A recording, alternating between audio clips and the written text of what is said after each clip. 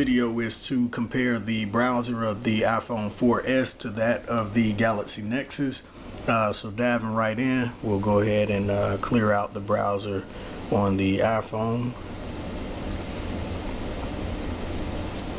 And now we'll clear out the Galaxy Nexus's browser.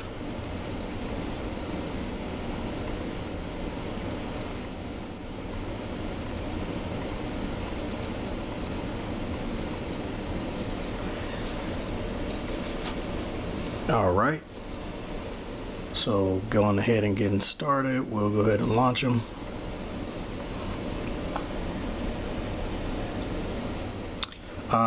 And we'll start off with, we'll just use the Madden Blacklist site as an example.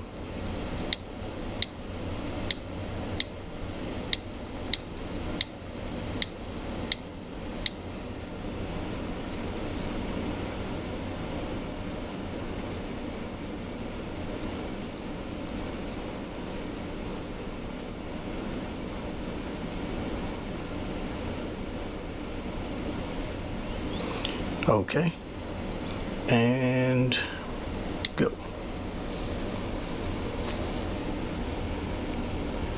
Now both of these phones are on the same Wi-Fi network, by the way. And we'll go ahead and click the Blacklist link.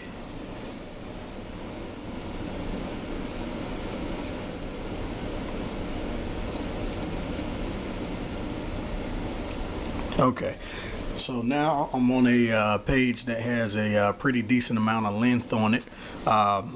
So this is a good chance for me to illustrate the difference in the scrolling on both browsers. On the Galaxy Nexus, when I scroll, notice I can just flick real quickly, I'm at the bottom of the page. On the iPhone, I cannot do that no matter how fast I flick my thumb. It only scrolls a predetermined distance. So it takes several scrolls to get to the end of a page, whereas on the Galaxy Nexus, you know, one quick flick gets through the entire page. So that's with the Madden Blacklist site as an example. Now we'll go ahead and use Engadget.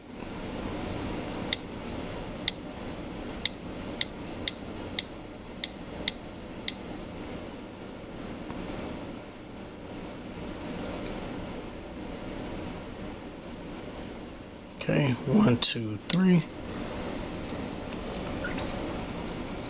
And of course we're on the mobile site here.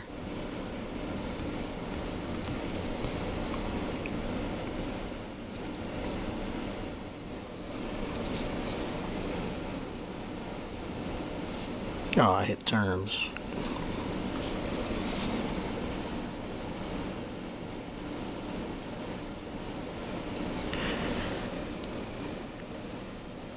Okay, so here we are on the Engadget site.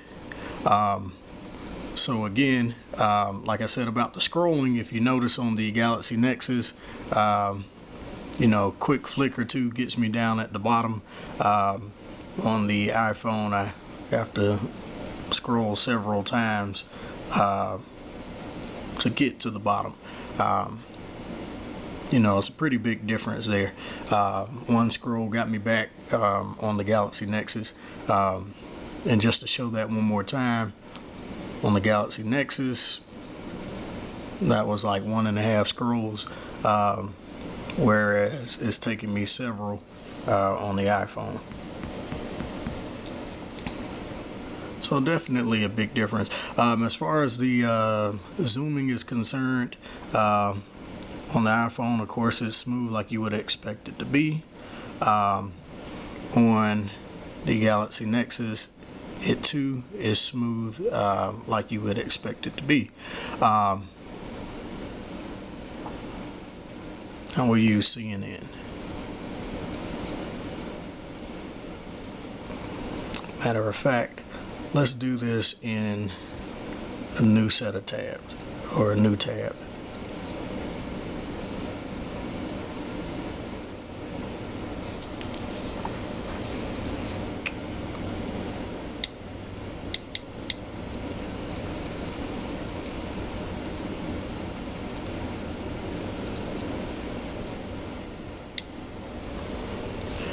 Okay,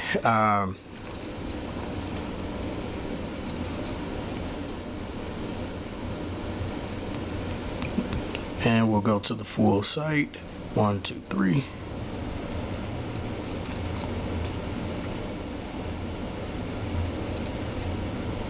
And as you can see, the Galaxy Nexus is a little bit faster than the 4S. It's not a massive amount faster, but it does pretty consistently finish loading pages faster than the 4S. It's not a night and day difference, but there is a little bit of a difference. So anyway, we're here on the CNN site, and again, you know, if you look at the screen size, for example, the browsing experience is a little bit more thorough on the Galaxy Nexus. There's a lot more content displayed than there is on the 4S. This is where screen size really matters. Also, I feel like there's a lot of wasted space on the iPhone 4S as far as the browser is concerned. Before I even start scrolling, you know, I've already got this top portion in the address bar being wasted on the screen, and this bottom portion, whereas on the Galaxy Nexus I only have the top portion there. But of course, I know the address bar disappears once I start scrolling, and the same is true on the Galaxy Nexus. However, this bottom bar does not disappear at all on the iPhone. Now, one of the things that you can do in the browser on the Galaxy Nexus is, if you go into your settings, and this is how I choose to browse most of the time anyway, you can turn on quick controls, and I also turn on full screen mode. And what that does is it gets rid of that top bar, and you don't have any need for controls at all, because you can flick onto the screen and pull up controls. So I can access my settings menu that way, I can access the address bar that way, and I can access tabs that way, and also switch tabs. So I love the quick controls menu. I find it to be much more convenient, much more efficient than normal toolbar browsing. So anyways, we'll go ahead and zoom in here. Let's find, let's do this story here.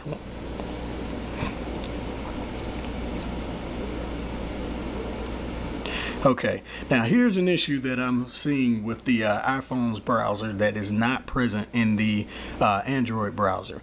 Though we're supposed to be on the full site version of CNN.com, on the Android browser it maintains that we're still on the full version.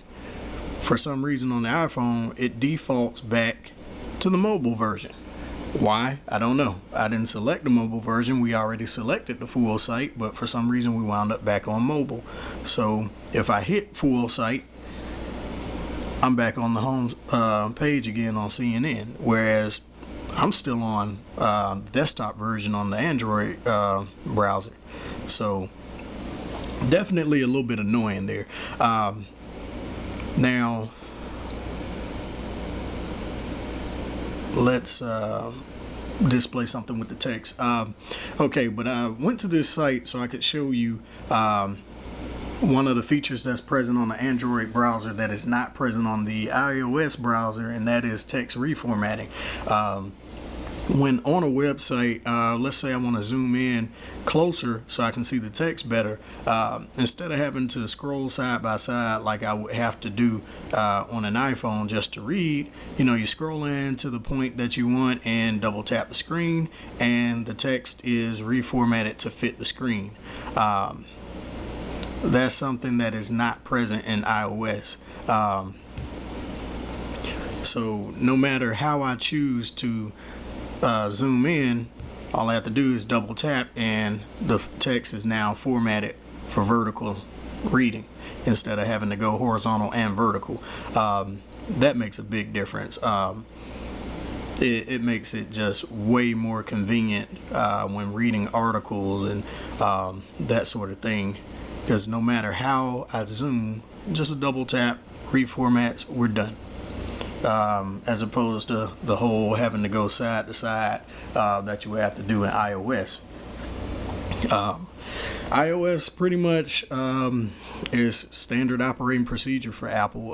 There's not much you're going to be doing outside of how it ships. I noticed with the tabs, I have an annoyance there. And I'm going to pull up a few tabs so that I can demonstrate this.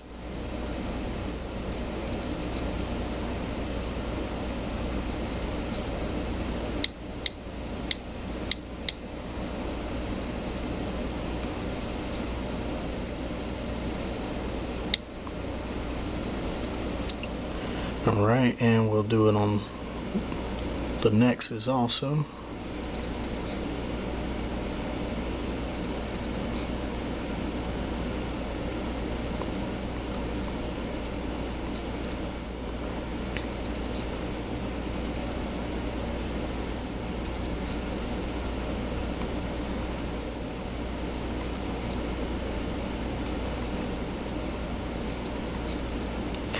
Okay, now one of the things that I noticed that's a bit annoying to me in the iOS browser that is not present in the Android browser is when you're changing tabs. In the iOS browser, again, it's that same structured scrolling that Apple does for some reason, and that's no matter how quickly I swipe, I can only go over one tab at a time. In other words, if I have several tabs open and I want to go from Engadget to the Madden Blacklist website, I've got to go 1, 2, 3, just keep on scrolling over until I get to that tab. In the Android browser, if I want to go from the Madden Blacklist site up to the top where my Engadget tab is, I just flick to it real quickly and I'm there. You know, I don't have to go 1, 2, 3 and keep on scrolling over. That's annoying.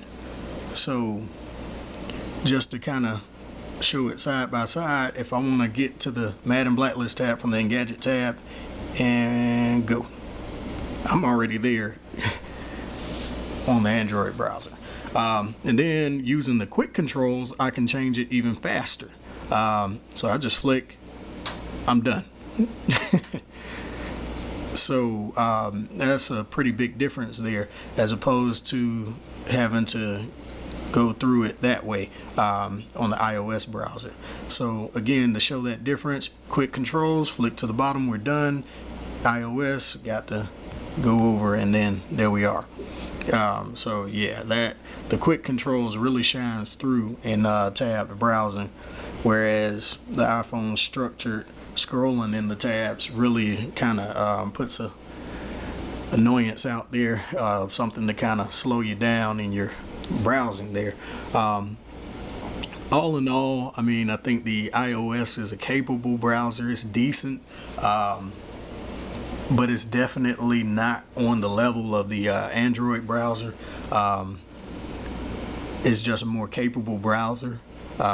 Especially when using the quick controls, because another element of the quick controls is the ability to change the view that you're looking at straight from your browsing without actually having to click any links. So I went back to the mobile site on Engadget just to show this, whereas on iOS I have to scroll to the bottom of Engadget and then hit desktop. In the Android browser, I can just go in the settings real quick and hit request desktop site, and it'll change it over to the desktop version of the site. And that works on any site there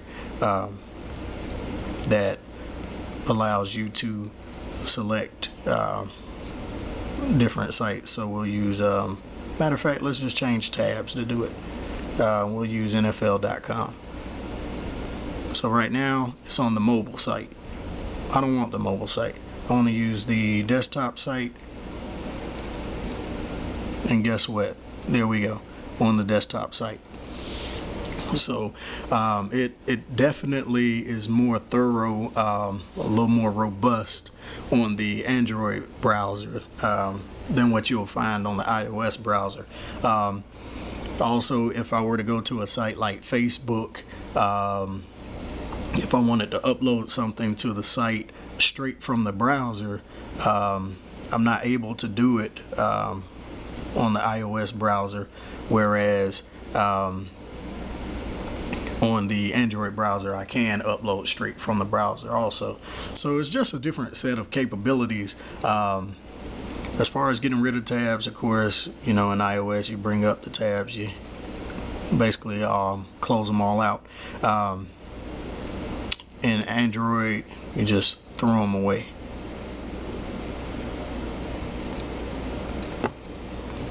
So yeah, and we're back to the Madden Blacklist site. So I mean, I don't have any major gripes with the iOS browser, but I definitely feel like they could use some improvement if they're gonna match the level of functionality that's present in the Android browser and Ice Cream Sandwich. Thanks for watching the video, and you guys have a good one.